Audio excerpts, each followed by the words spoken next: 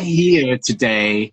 We are gathered here today in this church of holy dialect coaches Yes, to talk indeed. about AI, Yeah. artificial intelligence. Artificial Mm-hmm. intelligence. We knew it was coming eventually. We knew it was coming for us, Coming and for it, all it of us. finally it finally got us. Yeah. But I don't know. How worried are you about AI at the moment? That's a great question. And I think it probably varies in terms of whether we're talking about like broadly or specifically as it pertains to dialect coaching. Although I'm nervous both ways, but I think there are things about AI that concern me a little bit more than how it pertains to dialect coaching. And it concerns me in both areas. Yes.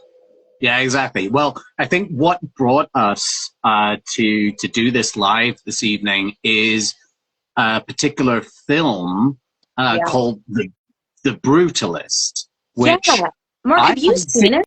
seen. Okay, you've not. I haven't. Have you? I haven't either. And I tried to before this live, and I just did not have time to like sneak out to a theater to see it. But it's like the more I learn about it, the more I'm curious. It's interesting because like the concerns I have about AI are they're more broad. When I look at this film, I'm like, I don't think this is like it doesn't seem like a film in which like they were trying to cut a lot of corners, which I think makes this conversation really interesting. Hmm. Hmm. Yeah, it looks like from what I can tell, right? It is a movie. I have no idea what it's about, embarrassingly enough, but I do know that it does involve a Hungarian accent or Hmm. Hungarian accents Yeah. and Hungarian as Yeah. well. That's about all I know. At the moment, I don't know what the premise of the movie is. I know who the actors are, but I couldn't tell you their names because I'm really bad Right. with names. Do you know? I do, yeah, a little bit. I've been doing, this has been, of course, my hyperfixation over the past few days, so I know a teeny tiny bit, and hopefully sometime soon we'll watch the film, so I'll know a little more. Mhm. So it's a story about a Hungarian architect who flees Budapest in the 40s due to World War II and due to the Holocaust.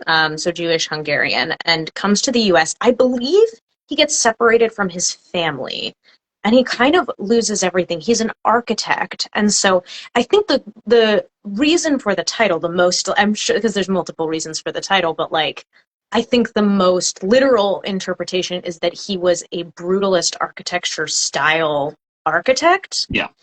Um, and it's just essentially it's just an immigrant story in the US. And it stars Adrian Brody, Guy Pearce, and Felicity Jones. And Adrian Brody and Felicity Jones are the ones that are doing the Hungarian accent. And what I did learn about the way that the AI was applied is that it was only applied. So they worked with dialect coach Tanner Marshall, and then it was only applied AI to the portions of script that were in Hungarian. And Mhm. so, Yeah. like, when you hear the editor describe it, I can absolutely, it's a Hungarian editor, and I can understand, like, what the rationale there was. Like, it does make sense to me why they would come in and do that. Because I also, do you know much about the Hungarian language? I know just a little bit. I mean, I don't know a little bit about I Hungarian, but I know a little I about it. only yeah, I don't know a huge amount. I know that it is distant. It's a member of the Finno-Ugric language Yeah. family, so it's distantly related to Finnish. And I think whatever that country is that is right opposite Finland across the Baltic, which I think is Estonia, but Estonia. forgive me Yeah. anybody if I get that wrong, because I know there's Estonia, there's Latvia, and there's Lithuania, and I always forget what order they come in. So You're right. And I think it's related to at least both Estonia and or Estonian and Latvian, if those are separate languages, which They might not be. Again, I'm also kind of learning this as I go. So yeah, Finno-Ugric, which I believe came across into Europe like maybe in the 1200s, 1300s, something like that. Yeah. And it's kind of surrounded by other languages. It's surrounded by a load of Slavic languages now, like that are spoken in Hungary and around in other countries. But Yeah. yeah, Hungarian has got, yeah, it's very different. It's not an Indo-European language. And I Yeah. know it has some sounds that other Indo-European languages don't have. And that's basically all I know, I'm sorry to Yeah. say, embarrassingly enough. But maybe after I've seen this movie, now I'll look into it a little bit more. Yeah. No, it's definitely piqued a lot of curiosity for me. Suzanne, that's so cool that you're Latvian. I actually, like, I came across, I don't meet a lot of Latvian people in Seattle, Washington, but I came across someone in a show a couple weeks ago. I also found out, oddly, that I live like 5 minutes away from a Latvian community center.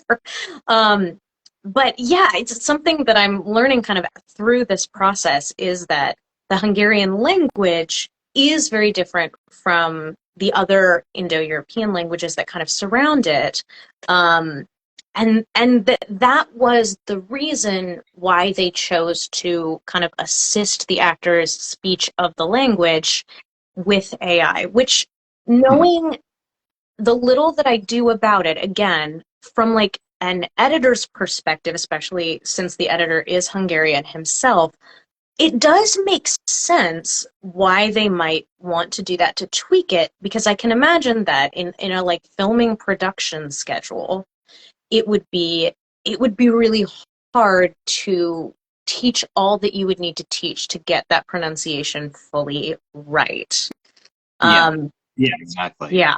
Especially as they're supposed to sound, they're supposed to be Hungarian. Yeah. So I can totally imagine why the editor, like going through these clips, going, "Oh, that It's doesn't not sound quite right. Yeah." So I can Yeah. totally understand that. And it's yeah. I think when it comes to accent, I think we've got a certain amount. I think you'll agree with me that there's a certain amount of leeway we get to have as dialect coaches. There's a certain amount of leeway that we can allow when it comes to coaching somebody in sounding like they're from a particular country, like that they speak a certain, they speak another language that is their first language, Yeah. and English is an additional language. So you and I both know that, having heard people from the same place speaking English in very different ways with accents that will incorporate sounds from their first language, quite likely, or at least the rhythms or intonation sometimes from their first language, but that there's like a whole load of boxes that are either checked or unchecked, even if they're from the same place, right? Yeah, exactly. And so like there's the level of variety in accents when you're speaking in a language that's not your own is so high. And even when you're speaking a language that is your own, like the accent variation is so intense. I think that is what, like, when I think of AI coming in to influence how we hear accent and dialect in film, that's where it kind of rings alarm bells in my mind. And I think what's funny is that in this film, I'm not sure in this isolated instance that it bothers me as much, more so as it does bother me as a broad industry standard, or something that could really become industry standard. Yeah. Like in the nuance of the context of this film, the sound editor being Hungarian and using that sound editing to represent his country accurately, that bothers me less. But I also know how the film industry works under capitalism, and I think what worries me is looking at submitting to an artificial intelligence to be like the empirical decider of what an accent sounds like. Yes.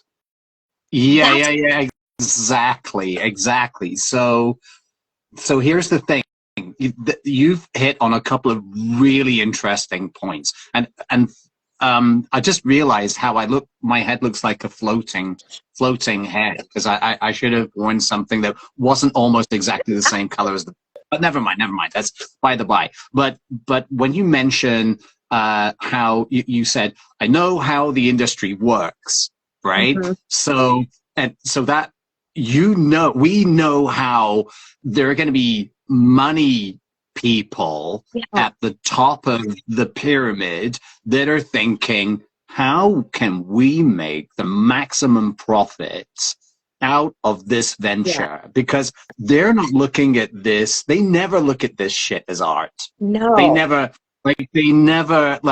sure, like, bring in the talent, right? Bring in the people who can use the, do the things, then bring in the grits to move stuff around. Just let these peasants do their things. I'm talking from their perspective. Absolutely, right? Yeah. Get the peasants to do the things so that they can make us the money as quickly as possible, because it is always about money. Well, people like actors and authors and the people who adapt these things for whatever it is, stage, screen, whatever, they're thinking, like, they have that brain like of an artist that is like, this has to be a beautiful thing, and it's got to speak to the people, but they're just thinking about the numbers. So totally, exactly. It's like, okay, how can we use the technology to harness that to give us the big bucks as fast and as efficiently as possible? And this is the real worry, because the other thing that you hit upon that I was thinking, was like how it can be completely wrong, completely and utterly confidently wrong. Yes. Just like really confidently. And I'm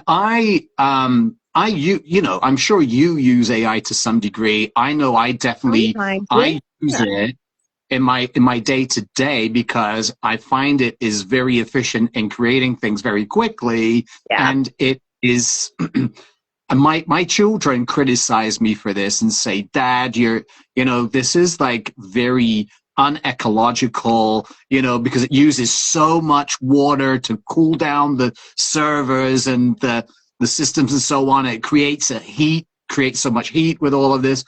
So now I'm thinking, okay, I'm going to try to cut down on the AI that I use, but trying to stay on track here. So bear with me. I've had that thought too, of like, it's really great when I'm trying to create like practice sentences with particular sounds. Sometimes it's just like, it's a lot of brain power just to create like monotonous sentences, and it can be really useful for things like that just like, they take a lot of time, but they're not difficult. And and it is useful for things like that. But I have that same thought of like, I know also how much energy it's using, but then sometimes you can't even escape the AI use. There's this huge push right now to get people kind of hooked on it. And I love what you said about how sometimes it's so confidently wrong. And it's an artificial intelligence. So like, it's confident because like it doesn't have an ego. But like, it is often confidently wrong, especially when, I don't know if I feel like there's a way to disable it, but I haven't figured it out yet, that Google gives you an AI overview of every search that you do now. And I've almost kind of accepted that immediate answer, because it's right there and you don't have to click into a website and find the answer that you're looking for. But there have been a few times where I have caught it just like telling me information that is straight up not true. And if I went to the first like actual website link in that Google search, I would find my answer that what Google is pulling from these websites, whatever AI formula it's using, it may not be deliberately malicious. It's just wrong. It's just pulling the details wrong. Yeah, exactly. Yeah. And the thing is, in my experience of using it, it has been wrong it's not consistently wrong, but it's been wrong enough times that I know that I need to double check. I need to double check it almost every time. Like the only time I don't need to double check what it's given me is when I know that what it's told me is true. Yeah. Now, of course, this is extremely dangerous in the wrong hands. So it's extremely dangerous in the wrong hands where somebody will just take things at face value and just accept that, well, ChatGPT told me, therefore it must be true. Or in the hands of people who are going to be, using whatever information it gives to them that they can then pass on to others and then disseminate that information through social media, especially social media that no longer has any fact checking involved, right? Yes. Yes. Yeah. That is so dangerous. And especially in a climate that we're in right now. Yeah. Now that the United States has a fascist dictator in power. Yeah. So that's really very worrying. And it is. I mean, I've had instances where I've used like ChatGPT to, just for fun, to find out, what do you know about me? Now, a couple of times it says, I don't know who the hell this person is, which is absolutely fair. It's absolutely fair because nobody knows who I am, right? Apart from, somebody that came across me on TikTok or Instagram or that I've worked with. And the 4 people that are watching this now are people that have probably met me in person. So the thing is, but what happened, like, another time I asked it and says, what do you know about the dialect coach, Mark Dallas? It gave me so confidently a list of these really famous actors that I'm supposed to have worked with. And I'm thinking, well, that's lovely. I would love for that to be true. Right. But it'd be so awesome if that was true. It's like, and it was like, I find myself arguing with artificial intelligence. I have arguments with it. Like, I remember this was some time ago, but it was like, where on earth did you get this information? This is completely not true. And then it apologizes. And then you say, well, your apology is completely pointless, because an apology is with feeling and you don't feel anything. So why are you bothering to apologize? Just say, yeah, that was wrong. And it's like, I have these long, ridiculous, fruitless arguments, but it helps me, get the anger off my chest. It's a kind of a therapy. Yeah, absolutely. My parents yell at their Amazon Alexa all the time. Sometimes I tell them, I'm like, you guys better be nice to Alexa. What if she starts developing consciousness? I'm like, I mind my P's and Q's around her. But in all reality, it is frustrating to have that, like, if a person were to come up to you and say something like that that's so confidently wrong, it would be like genuinely shocking. And so it's shocking when an artificial intelligence does it. And I think this is where I'm like, I do think there are other industries and even other parts of the film industry that I'm more concerned about broadly before I'm concerned about accents and dialects, but it's a huge part of why I'm concerned about AI in media use, and especially in art. I think that this is something we're at a really key pivotal moment, honestly, in human culture. Like, it's something that we have not really confronted in this exact way before, of how we really view and understand art. And to me, like, filmmaking, it's storytelling. And so I don't really subscribe.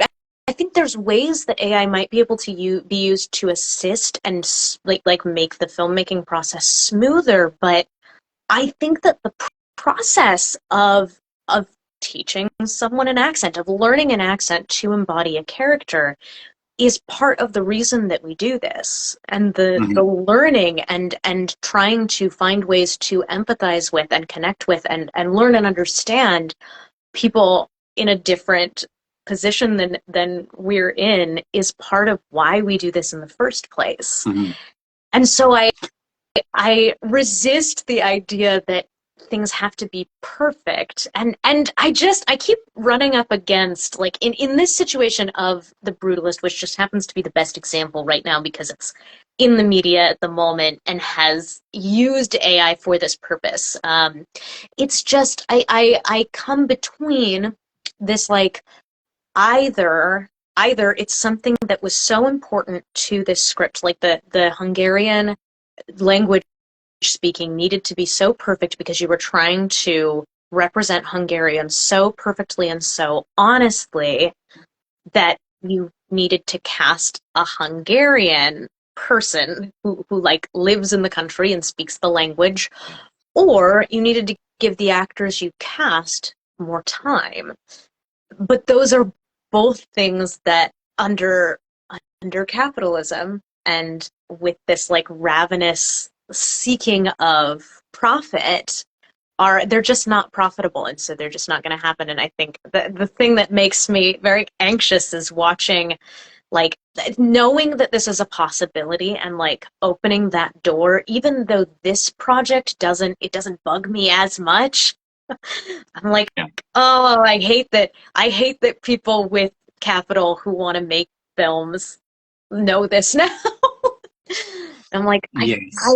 I think it's probably a really good film. Part of me doesn't want it to be rewarded for this because, again, I don't want others to follow suit. Mostly because Yeah. I just know in Hollywood, we're not always going to have an editor from the country of origin presiding over the AI application of the accent. I think that's where in The Brutalist I can kind of understand it and get behind it. Is I'm It was like, a okay, Hungarian who was editing it, and then would yeah, be able to have that final, well, not a final say, but to be able to say, look, I'm Hungarian, that's my language, I know that this sounds right. yes, Whereas if you're in a situation where the editor is maybe an Anglophone American doing the editing and just going, yeah, so this okay? Like, not knowing, yeah, like, and it's another language that maybe they don't yeah, know. Maybe it's a Hopi, someone speaking Hopi or whatever, yeah, which is from what is now called the United States. yeah, And they're going, so does this sound okay? And then the producer saying, sounds okay to me. But yeah, exactly that situation where it's like, how far do you go to let AI take over what the end product is going to be? So I understand what you're saying, like with this being a Hungarian who's there to say, yeah, I know that this now sounds right and we can go with it, yeah. as opposed to people that are like, well, the AI says it's fine, so let's go with it. Because I think the other thing we see all the time is AI making, like, saying things that are racist or classist. Like, that's something that I think about all the time, is like, what information is the AI being fed and what narrative does that come from? Clearly cultures that have some form of written and digitally documented information, because cultures that haven't had that traditionally won't have that same body of information for the AI to pull from.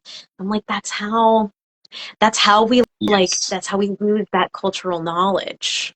Yeah, exactly. And like the majority of languages on this planet don't have a written form of their language, right? Yeah. So, I mean, so we're looking at a subsection of a subsection of a subsection where the AI is pulling from, sure, it's pulling from millions of sources, but those millions of sources are from cultures that have access to the internet, have a written form, have a log of data that it is, usually it's going to be a language that is a majority language spoken by at least 1 million people. So then the voices of those who speak a language that's a minority language or speak a language that's not even written, it's never even going to be part of the record.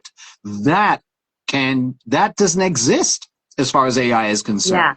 So then that's basically compounding everything for the future, in terms of, well, if AI says your culture and your language doesn't exist, then it doesn't exist, right? So that's another part of it, I think. the way that AI kind of influences the general understanding of objective truth is something that broadly makes me anxious. Like, even knowing the level that AI has reached, because there's lots of AI that's not terribly good right now, but it's sobering how quickly it is learning and adapting. And again, there's other areas of film where it stresses me out a little bit more, but at the same time, it's a almost like all at once kind of thing, because AI is kind of starting to impact all sorts of areas of filmmaking. And the level to which AI can play a role in propaganda is something that it makes me very anxious. And so, like, the way that, like, knowing that with accents and dialects, it now has a hand in that as well makes me that much more anxious, partially because it's my special interest, but also Mhm. because I know that it is an important element of culture, and it's the type of Yeah. thing that we use art to learn about and understand things like accent and dialect from other cultures. Like, that's why we do this thing. Yes. So Yeah, exactly. And there's so many things that came up in my mind while you were talking about that. I mean, one is the control of the narrative, right? yeah, So having control of the narrative to be able to say, this is the voice of authority, so you can trust me, and so listen to me, this is truth, right? Just, yeah, trust me, bro, kind of thing, yeah, right? So like the Fox News kind of thing, where it's like, well, this is all obviously propaganda, right, right? And which itself, it is propaganda. Fox News itself is an instrument of propaganda. So yeah, so there's that side of it, but then there's also the part where, like, with obviously the time period that we're going into now, where facts are now secondary to feelings. yeah, So when it comes to thinking about what is true, like we've come into this era that I never thought we would ever enter, which is like, a 1984, like the novel 1984, the situation where we have essentially with the people that have been chosen by POTUS, but we have a ministry of truth. So the ministry of truth is saying what is true, what isn't true. Trust me, bro. yeah, And that combined with the AI, and like, which will be feeding off of whatever stuff goes onto the yeah, internet.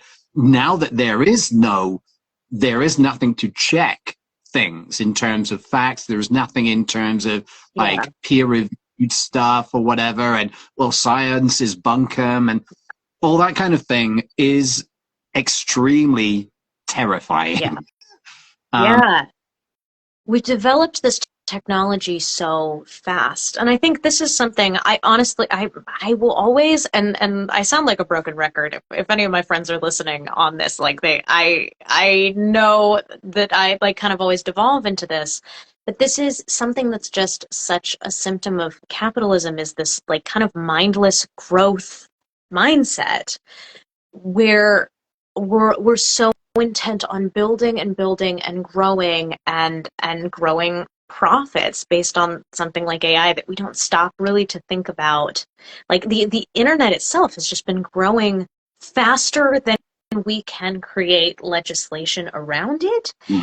And in some ways that has been there are areas in which that's been a benefit, and also areas in which that has been a great detriment. And it's a tool of immense power. AI and the level to which it's growing now is a tool of immense power that I think I just have such little trust in the people who wield it. Like, it could be used for so many valuable things, but even the fact that we're seeing it initially applied so much to the things that like humans from the dawn of time have loved doing, which is storytelling and yeah. writing And like Mhm.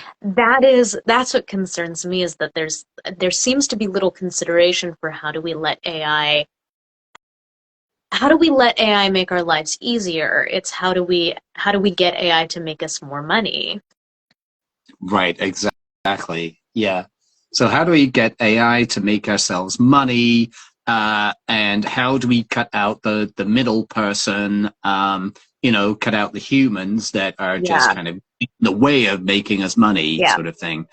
Yeah, exactly. And like you were talking about that perception of endless growth yeah, as well, where we don't think of actual costs, right? When we're thinking about pounds and pence, dollars and cents, yeah, those are just numbers, like of imaginary, an imaginary thing that we all agree to as currency. But the real costs, like I hinted at like earlier with AI, is like the cost of like, whenever you use AI, another server will be using more power, creating more heat, blah, blah, blah. The cost is, well, we can see what the cost is. It's just starting in LA, which is literally on fire. totally on fire. So Yeah, not even that all put out yet. that's just one of the costs, right?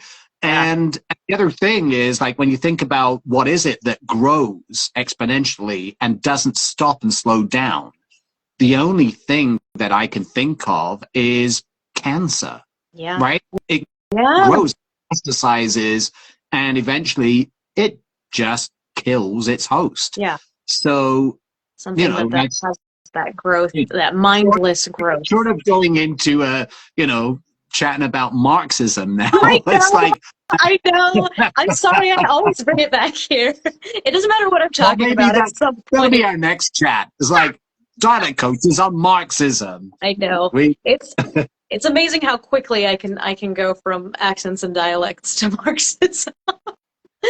But we I can do. draw Well, parallels.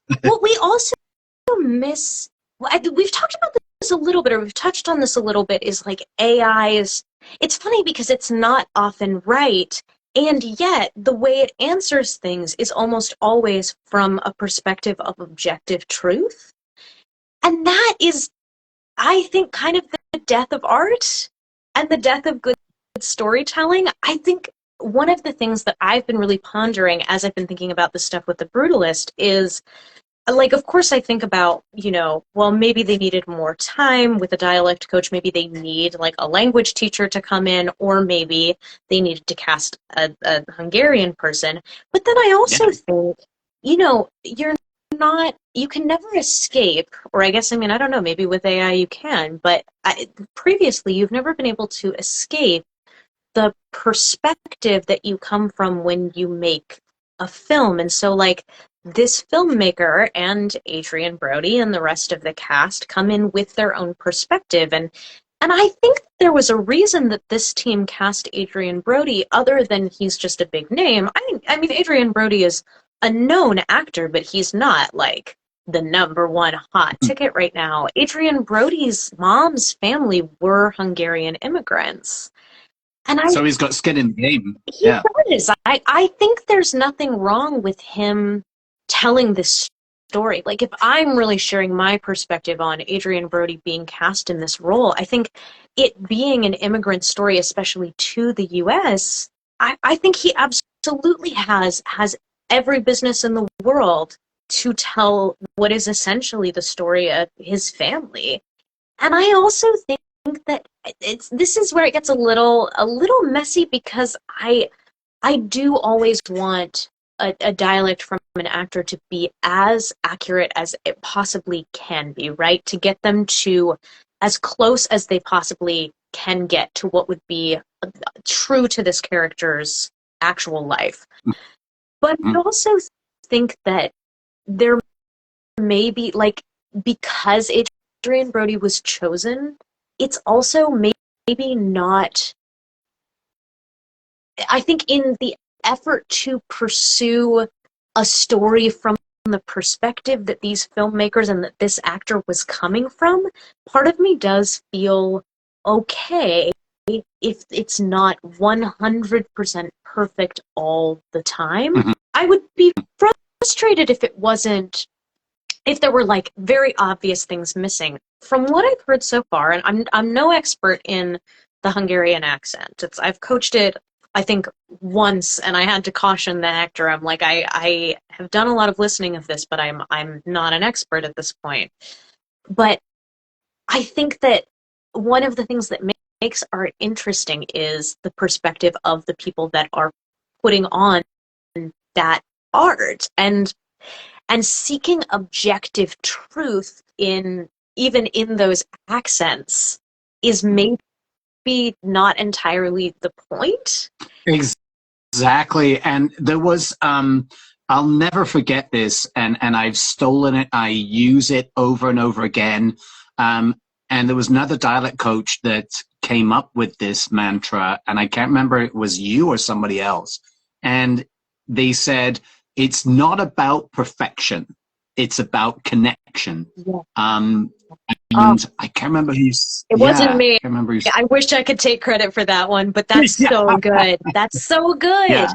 No, because I think that's right. I think giving actors, and this is what I feel like our job is to be kind of guides through this avenue of understanding a character, and giving actors as many tools as they possibly can to understand the character from a linguistic and from a phonological, that's a word, right? Yes. Yeah. From a phonological perspective, I think is the task of a dialect coach. But I think that's such a great way to put it, because I do think at the end of the day, pursuit of perfection is kind of meaningless, especially if you are an actor that's not from where this story is taking place or where this character is from. You're probably not going to be quote unquote perfect, and I think a lot of the times that's okay. I think there's oftentimes very good reason why you might cast an actor that's not from the exact situation that the character is from. And that perspective is also part of the storytelling. Like, they bring something that is unique to the story. And again, I think Adrian Brody brings something unique to the telling of this story. Yeah, because like you said, I mean, this is art. And art is like, it's a perspective. It's a depiction of something. It's not a photographic representation where, I mean, okay, in the camera lies, but it's like, you know, with art, it's like you said before, it's telling a story. And a story is not a case of like, telling you all of the facts in total detail and making sure that is specifically accurate to what actually happened and that is the truth. Yeah, exactly. Story, it's about packaging something that people can feel and experience and connect with and understand. Yeah. So if we get to the point where I think there is a zone, right? I think there's a zone where you can, there's if you're not in a particular zone when it comes to the accent or whatever, because that's our job, that's our world, there is a zone out of which people will start listening more to the accent rather than what the character is saying. Yeah. So if they're outside of that zone, then we haven't done our job enough in order to stop the accent they're using becoming a character within itself, so that people are like, what's this going on here? So our job is to kind of like make sure that the character and the accent that they have is one and the same, that is just part of them, and then the listener or the person who's viewing can get past that. Suspend their, belief of reality, whatever, and like they get past that. It's like, okay, I'm engaged. Now I want to know what it is they're saying rather than how they're saying it. Yes. That's our job. And part of our job is to get to that zone that if we're focusing on just perfection and like going like, okay, it is not like exactly as the person that I heard saying this in the sample, then we're missing the point. It's like you say, we're missing the point. Yeah. You said something so interesting. I can't remember when this was. It was probably around this time last year because I think this was when we were talking as a society about Poor Things because it was when it was like a big like Oscar bait and everything. But you told me, I was asking your perspectives on the English accent because there were a lot of Americans doing English accents in that movie. And your response to Mark Ruffalo's was my favorite. You're like, it's not really correct, but like his character is kind of ludicrous, and this is not really reality that the movie is set in. And so for the character, it makes sense. Yeah, exactly. And the other thing is that Mark Ruffalo was depicting a character who was living 100 and something years ago, like before most people had recording devices, or probably before there were even white cylinders around. Like, we could we got a pretty good idea how people sounded then, but they didn't sound the way that we expect them. Like whenever we see something on TV or in a movie where it is set 100 or even 200 or 300 years ago, if that was actually authentic, if they were to act it in the actual authentic accent, people would be focusing on what the hell is going on, what is coming out of their mouths, because there's no recordings of, well, there are recordings of people from the late 19th century, but most people have never heard those, so they're not even aware. Most people, like, why would they listen to those? And if you were to focus on somebody doing a recording on a wax cylinder from 1890, then it'd be like, oh, that's different. I didn't expect it to sound that way. So that's the thing, is like you said, where art needs to needs to get across, needs to convey the original author's intent, like what it is you need to feel. It's like with translation, right? If you translate from a language to another language, you're not doing it word for word. You're not even doing it phrase for phrase in many cases. You need to find the words that actually get the feeling across. Exactly. From that movie, right? Which is why translation is an art. And it's, I think, in the same way, this is where the accent and dialect coaching, I think, kind of becomes an art, was when you kind of have to go past the bounds of what is literally accurate. Because again, there's so much variation in even the most specific accents. I mean, I had asked you about a Derbyshire accent, and you're like, at the end of the day, after giving me a ton of really useful stuff to work with, you were like, well, also there's no real such thing as a Derbyshire accent. The territory is just too large to encapsulate everything that's going on there. And there's exactly.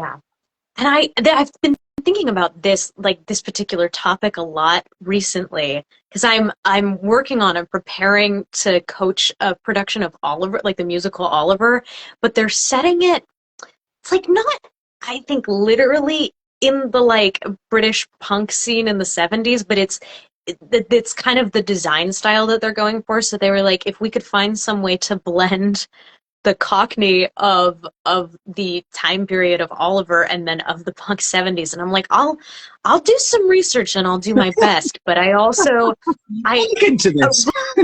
Right. I'm like, this is like a 7-10 split here.